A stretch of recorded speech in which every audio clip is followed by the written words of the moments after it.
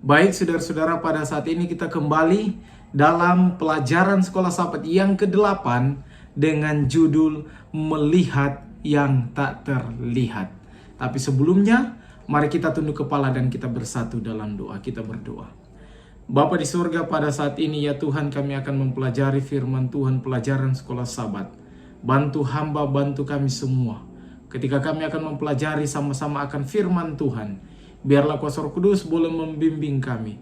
Kuasa Roh Kudus boleh membungkus kami boleh memahami dan mempelajari firman Tuhan dengan baik. Terima kasih Tuhan, dalam nama Yesus. Amin.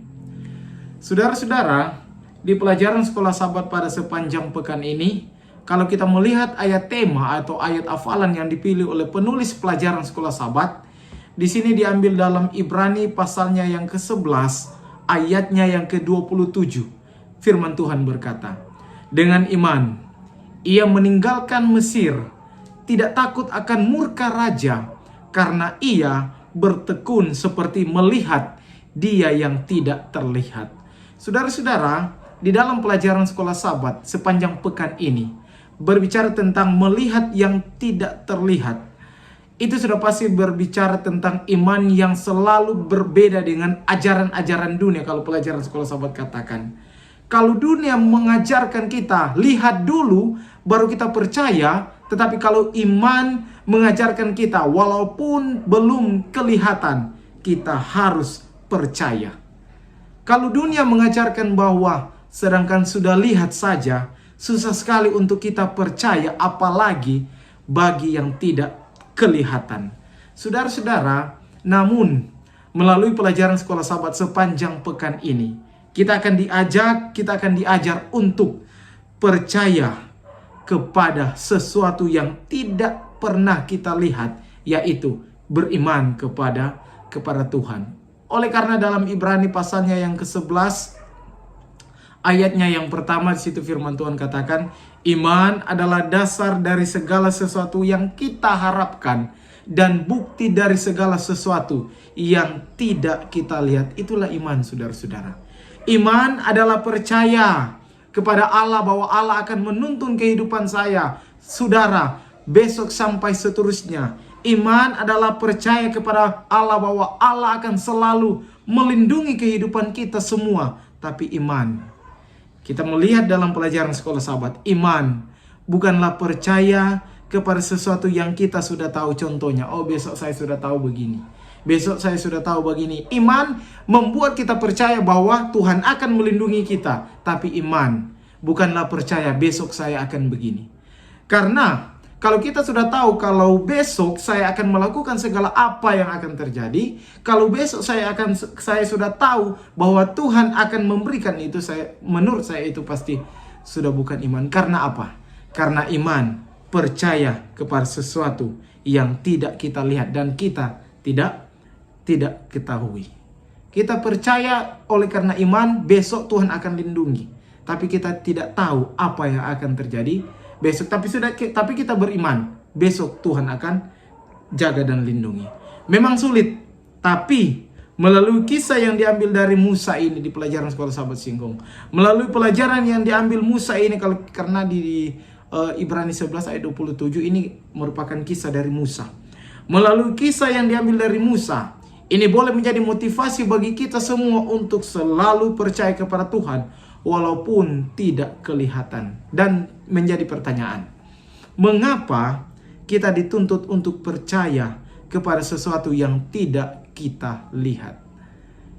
Dan yang menjadi jawabannya di dalam pelajaran Sekolah Sabat di sini dikatakan, karena percaya kepada Allah yang tidak terlihat merupakan jalan untuk mengetahui kebaikan Bapa, merasakan ada kuasa dalam nama Yesus, percaya bahwa sesudah kematian pasti ada kebangkitan bagi mereka yang percaya kepada Tuhan yang tak terlihat, dan untuk belas kasihan agar supaya kita berada dalam kasih sayang Tuhan walaupun selalu dihantam dengan cawan lebur kehidupan, supaya kita tidak tergoda untuk meragukan segalanya. Saudara-saudara, kemarin Indonesia baru merayakan ulang tahun yang ke-70 tahun. Bisa dikatakan kemerdekaan Indonesia pada saat ini kemarin sudah capai di umur yang ke-70 tahun. Indonesia merdeka oleh karena sudah tidak ada penjajah. Mereka merdeka oleh karena terlepas dari penjajah-penjajah. Kita sebagai warga Indonesia telah terlepas dari penjajah-penjajah. Tapi yang menjadi pertanyaan, apakah kita sudah merdeka dari dosa-dosa kita? Nah, tentu saudara-saudara. Galatia 5 ayatnya yang ke-13 kalau tidak salah. Memang kamu telah dipanggil untuk merdeka. Tapi firman Tuhan katakan selanjutnya, jangan engkau gunakan kemerdekaan itu sebagai hak untuk melakukan dosa. Tetapi gunakanlah kemerdekaan itu atau keselamatan itu untuk berbuat kebaikan kepada orang yang lain. Nah, dan yang menjadi pertanyaan pada saat ini, apakah kita sudah merdeka dengan dosa-dosa? Apakah kita sudah merdeka dengan pergumulan-pergumulan kehidupan? Belum, saudara-saudara. Itulah sebabnya sepanjang pekan ini, sepanjang triwulan ini, kita akan mempelajari bagaimana caranya supaya kita boleh merdeka. Kita percaya bahwa kita sudah merdeka oleh karena dari dosa, oleh karena Yesus telah mati, tetapi kita belum merdeka dengan pergumulan-pergumulan kita. Itulah sebabnya ada cawan lebur yang diizinkan terjadi dalam kehidupan kita. Saudara-saudara, berbicara tentang pelajaran sekolah Sabat. Ketika kita mempelajari segala sesuatu, ketika kita percaya kepada Tuhan yang tidak terlihat, maka ada kelimpahan yang akan terjadi dalam kehidupan kita semua. Yang pertama, pertanyaan. Alasan mengapa kita harus percaya kepada sesuatu yang tidak terlihat? Jawabannya begini, saudara. Karena dengan percaya kepada Bapa yang tak terlihat, ada kelimpahan dalam kehidupan kita. Dengan percaya kepada Bapa, kepada Tuhan yang tak terlihat, kepada oknum yang tak terlihat, yaitu Yesus Kristus, ada berkat yang akan melimpah dalam kehidupan saya dan kehidupan saudara-saudara. Selanjutnya, terkadang dalam kehidupan kita bertanya-tanya, Tuhan, apakah Tuhan baik dalam kehidupan saya? Apakah saya diberkati oleh Tuhan? Apakah ada berkat yang Tuhan sediakan bagi keluarga saya? Saudara-saudara, terkadang pertanyaan-pertanyaan ini yang meragukan kita kepada Tuhan. Dan yang menjadi jawabannya adalah yang pertama. Apa yang membuat kita meragukan Tuhan? Yang pertama, ketika kita memiliki hasrat membara di hati dan pikiran kita untuk sesuatu yang kita yakini baik, gagasan bahwa Allah mungkin menginginkan sesuatu yang berbeda bagi kita mungkin tampak konyol. Yang kedua, kita mungkin meragukan kebaikan Allah karena pengalaman kita bertentangan dengan apa yang kita yakini. Ini pelajaran sekolah Sabat. Jawaban kenapa kita meragukan Allah sesuai dengan pelajaran sekolah Sabat. Jawaban atas keraguan kita ini kita akan melihat jawaban atas kita punya keraguan. Itu tercatat dalam Roma 8 ayatnya yang ke-28 sampai ayatnya yang ke-29. Jawaban ketika kita ragu dengan penyertaan Tuhan. Firman Tuhan berkata, ini firman Tuhan saudara-saudara. Kita tahu sekarang bahwa Allah turut bekerja dalam segala sesuatu untuk mendatangkan kebaikan bagi mereka yang mengasihi Dia. Saudara-saudara, firman Tuhan katakan, kita tahu sekarang bahwa Allah turut bekerja mendatangkan kebaikan. Pertanyaan, apakah Allah turut bekerja dalam kehidupan saya dan saudara? Ya, saudara-saudara. Karena firman Tuhan berkata, kita tahu sekarang, torang so tahu kalau bahasa Manado bilang. Kita tahu sekarang bahwa Allah turut bekerja mendatangkan kebaikan, mendatangkan berkat, kelimpahan dalam kehidupan saya dan dalam kehidupan saudara-saudara. Selanjutnya, diteruskan dengan, yaitu bagi mereka yang terpanggil sesuai dengan rencana Allah, sebab semua orang dipilihnya dari semula, mereka juga ditentukannya dari semula untuk menjadi serupa dengan gambarannya, supaya ia, anaknya itu, menjadi yang sulung di antara banyak saudara. Pertanyaan, apakah Allah kita yang kita sembah, Allah yang mati di kayu salib, Allah yang kita puja dan puji setiap hari adalah Allah yang egois? Apakah Allah kita adalah Allah yang tidak peduli? Tidak, saudara-saudara. Karena firman Tuhan di atas sekali lagi dia mengatakan bahwa Allah turut bekerja untuk mendatangkan kebaikan bagi saya dan bagi saudara-saudara. Dan ingat, kita harus bekerja, kita harus percaya. Oleh karena Allah mendatangkan kebaikan dalam kehidupan saya dan saudara, kita juga harus meminta dalam nama Yesus. Selanjutnya, mari kita baca dalam Yohanes 14 ayatnya yang ke-14. Firman Tuhan berkata, "Jika kamu meminta segala sesuatu kepadaku dalam namaku, aku akan melakukannya." Saudara-saudara, ini peristiwa yang tercatat dalam kitab Yohanes sebelum Yesus ditangkap, sebelum Yesus terangkat ke surga. Dia mengetahui oleh karena pelayanannya di dunia ini akan berakhir, dia tidak akan bersama-sama dengan murid-muridnya lagi, dan karena mereka tidak bisa melihat secara fisik, kalau sahabat katakan, secara fisik mereka tidak lagi akan bersama-sama dengan Yesus. Yesus memberikan janji bahwa akan ada penghibur. Karena kalau orang melihat dia punya perikop itu berbicara tentang penghibur. Akan ada penghibur, dan kalau kita meminta, berdoa, segala sesuatu kita harus menggunakan dalam nama Yesus.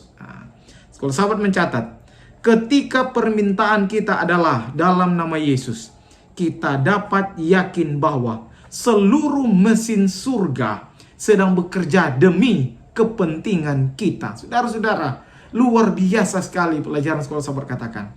Ketika kita berdoa, meminta kepada Tuhan dengan dalam nama Yesus, sekolah sahabat katakan, seluruh mesin surga, artinya Tuhan, semua malaikat akan melihat kehidupan umat-umat Tuhan. Inilah yang dinamakan percaya kepada segala sesuatu yang tidak kita lihat. Inilah yang dinamakan iman. Selanjutnya, kita mungkin tidak melihat malaikat bekerja di sekitar kita, tetapi mereka bekerja, diutus dari takhta surga dalam nama Yesus untuk memenuhi permintaan kita. Pertanyaan, mengapa kita harus percaya kepada sesuatu yang tidak kita lihat? Yang pertama, karena di dalam Dia ada kelimpahan, di dalam Dia ada jawaban yang pasti bagi kita semua, dan di dalam Dia ada kebangkitan. Selanjutnya, di pelajaran hari Selasa berbicara tentang kebangkitan atau berbicara tentang kematian. Mau tidak mau, siap atau tidak siap, kematian pasti akan menghampiri kita. Beberapa waktu yang lalu ada keluarga kami yang berduka. Semua orang pasti akan alami akan hal ini. Kematian tidak memandang status, kematian tidak memandang kedudukan saudara, kematian tidak peduli dengan rencana-rencana. Namanya kalau sudah menjadi bagian saya dan saudara, kita tidak akan bisa menghindarnya. Itulah sebabnya dalam pelajaran sekolah sahabat di sini dikatakan sesudah sebagaimana Yesus yang sudah mati dan bangkit, begitu juga kita semua akan bangkit dan mendapatkan pengharapan yang besar. Di pelajaran sekolah sahabat di sini disinggung, kebangkitan menambah dimensi khusus pada keselamatan. Selanjutnya, kebangkitan Yesus bermakna bukan hanya karena itu menunjukkan kepada kita bahwa suatu hari nanti kita juga akan dibangkitkan. Nah, pelajaran sekolah sahabat di sekolah sahabat juga mencatat Paulus berdoa agar jemaat Efesus memahami beberapa hal yang dapat dipahami dengan benar hanya dengan bantuan ilahi. Yang pertama, bahwa ada pengharapan transformasi dan masa depan kekal di mana Yesus telah panggil kita. Yang kedua, bahwa kita memahami kekuatan yang dimanifestasikan untuk kita. Saudara-saudara, yang pertama adalah kita bersyukur bahwa kebangkitan dari Yesus memberikan harapan bahwa keselamatan bagi umat Tuhan. Dan yang kedua, kebangkitan dari Yesus memberikan jaminan penjagaan Tuhan. Kuasa Tuhan akan selalu melindungi kehidupan kita. Kebangkitan tidak hanya memberi Yesus segala jenis kuasa, tetapi kuasa untuk memerintah dan menyediakan setiap hal yang mungkin dibutuhkan umatnya untuk selama-lamanya. Saudara-saudara, di pelajaran selanjutnya berbicara tentang untuk membawa semua kekhawatiran kita. Saudara-saudara, ketika Yesus yang telah mati bangkit untuk memerintah kita di pelajaran sekolah Sabat, untuk memerintah kita, dia membawa semua kekhawatiran kita. Kalau yang pertama kita percaya sesuatu yang tidak kelihatan akan membuat kehidupan kita melimpah, doa kita akan dijawab dalam nama Yesus dan memampukan kita untuk memahami arti kebangkitan sekarang. Ini kita bisa melihat, percaya kepada yang tidak terlihat, membawa semua kekhawatiran kita. Apa gunanya kita percaya kepada sesuatu yang tidak kita lihat? Apa gunanya kita percaya kepada Tuhan yang kita tidak lihat? Oleh karena percaya kepada Tuhan yang tidak kelihatan akan membawa semua kekhawatiran kita. Pertanyaan, bagaimana kita bisa membawa semua kekhawatiran kita? Jawabannya, dengan percaya kepada Tuhan yang tak terlihat. Dalam pelajaran sekolah Sabat, Alkitab juga mengatakan dalam 1 Petrus 5 ayatnya yang ke-7, firman Tuhan berkata, semoga barangkali ada di antara kita yang ada masalah, tantangan kehidupan, banyak pergumulan, ini boleh memberikan kita kekuatan. Saudara-saudara, serahkanlah segala kekhawatiranmu kepadanya, sebab Ia yang memelihara kamu. Dan di ayatnya ayat ini senada dengan Mazmur 55 ayatnya yang ke-23. Serahkanlah khawatirmu kepada Tuhan, maka Ia akan memelihara engkau. Tidak untuk selama-lamanya dibiarkannya orang benar itu goyah. Saudara-saudara, barangkali ini boleh menjadi kekuatan kita.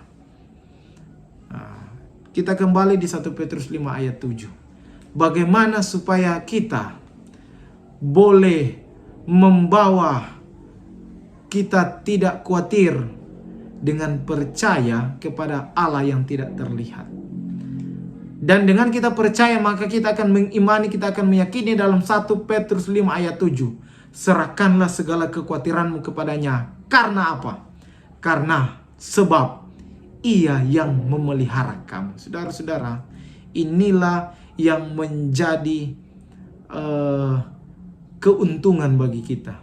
Dengan percaya kepada sesuatu yang kita tidak lihat, maka kekhawatiran kita akan diangkat oleh Tuhan. Dan juga ada dalam Matius 6 ayatnya yang ke-25 sampai seterusnya berbicara tentang hal kekhawatiran.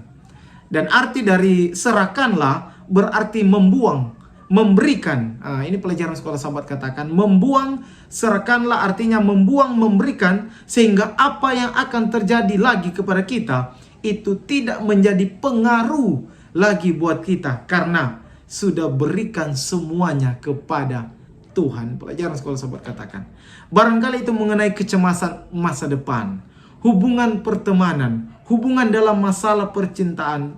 Kita juga sebagai orang muda, saudara-saudara, kadang-kadang menjadi masalah dalam hubungan pertemanan, dalam hubungan mencari pasangan hidup. Tapi kita percaya kepada Allah yang tidak terlihat, kita meyakini bahwa pada suatu saat nanti Tuhan akan memberikan yang terbaik. Barangkali dalam kehidupan kita juga kita meragukan masyarakat, jemaat dan lain-lain. Tetapi serahkanlah semua kepada Tuhan. Kalau bahasa Manado bilang enteru, serahkanlah kase enteru pa Tuhan. Maka Dia akan bekerja dalam kehidupan saya dan kehidupan saudara-saudara dimanapun Anda berada.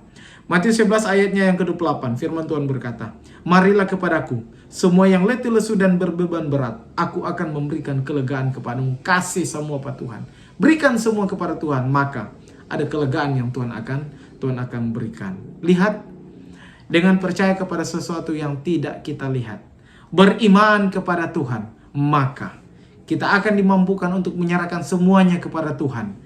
Kita akan dimampukan untuk menyerahkan semua masalah-masalah kita kepada Tuhan. Apapun yang terjadi kepada kita, kita tetap percaya kepada Tuhan, kita tetap setia kepada Tuhan, setia kepada Tuhan yang tidak terlihat. Selanjutnya, sebelum kita melihat peristiwa yang terjadi kepada bangsa Israel ini di pelajaran hari Kamis, sebelum kita melihat peristiwa yang terjadi pada bangsa Israel yang ditawan di Babel, Mari kita sedikit melihat kembali kenapa kepada Musa dan bangsa Israel. Pertanyaan alasan kenapa Musa percaya kepada Allah, oleh karena kalau dia hidup terus di Mesir. Kenapa sampai Musa percaya kepada sesuatu yang dia tidak lihat? Oleh karena kalau dia hidup di Mesir, kehidupannya memang bahagia, tetapi diungkapkan semua sia-sia dan dia tidak mau menikmati hasil kesenangan dosa. Kadang-kadang dalam kehidupan kita mau berada di posisi yang enak, walaupun kita tahu itu salah, walaupun itu kita tahu itu sudah tidak benar, bertentangan dengan iman percaya kita. Mari kita belajar sama seperti Musa. Dia memilih untuk menderita oleh karena dia tidak mau bahagia, senang, hidup dengan hasil dari dosa. Karena di sini dikatakan oleh karena dia melihat hidup di Mesir tidak ada pengharapan, walaupun terlihat kemewahan tetapi sia-sia. Tetapi oleh karena dia beriman, percaya kepada Tuhan yang tak terlihat, maka ada pengharapan. Walaupun hidup menderita bersama umat Tuhan. Saudara-saudara, di pelajaran sekolah sobat di sini juga dilanjutkan dengan Yesaya.